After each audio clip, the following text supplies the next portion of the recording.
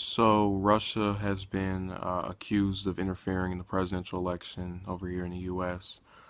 with, uh, hackers or whatever, just going into So basically, Trump today during a news conference said that he hoped these hackers could find the 30,000 plus email, ugh, yeah, 30,000. I got it right the first time. 30,000 emails that are apparently missing from Clinton's server. And you've had people go in and off on him, just so angry over him saying, "What? Why would you do that?"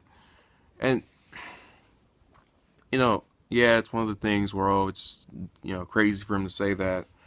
But what I don't understand is how it's July, almost August. We have another from this point on three more full months to go, and then the election will be here.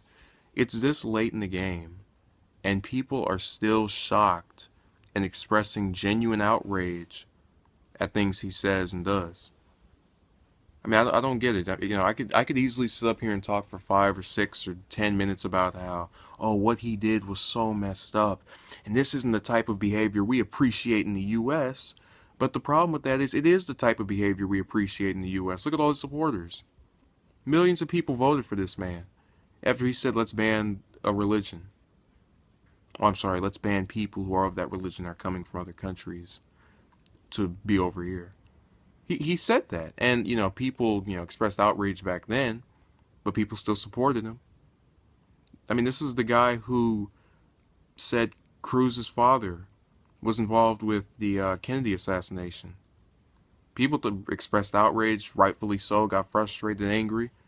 People still voted for him. This is the guy who had a logo with a T penetrating a P. People still voted for him. I mean, well, that was after, but the point I'm making is there's a point where the outrage has to stop. At least for me anyway, it stopped. And I just kind of look over at the screen and go, oh, what else is new?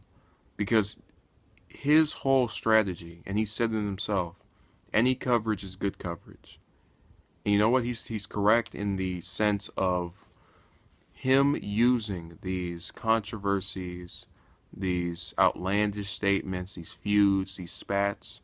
They've all given him the name recognition he's needed to not only win the nomination for the GOP, but potentially win the presidency. And I think that he won't, but you never know what could happen. And I'm certainly, I think it's realistic at this point that he could.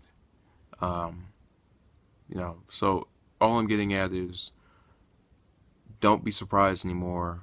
We've had a year of this, and we're going to have another 3 months of this at the very least. So I'm just saying, don't even express shock, because it's nothing to be surprised about. You've had the guy making these statements before, and I really don't see how. Yeah, it was shocking the first 2, 3, 4, 5, 6, 7 times he did it, but after that it just gets a little stale. And I'm certainly at that point now. And it might be because I follow this stuff nearly daily, so maybe. But it got old for me when we got to the when Romney got involved back in March with that speech. That was pretty much when everything just became, oh, I've seen this before. That's happened before. They've said that before. This is this. So yeah, don't even trip over it anymore. Thank you for watching, and have a good day.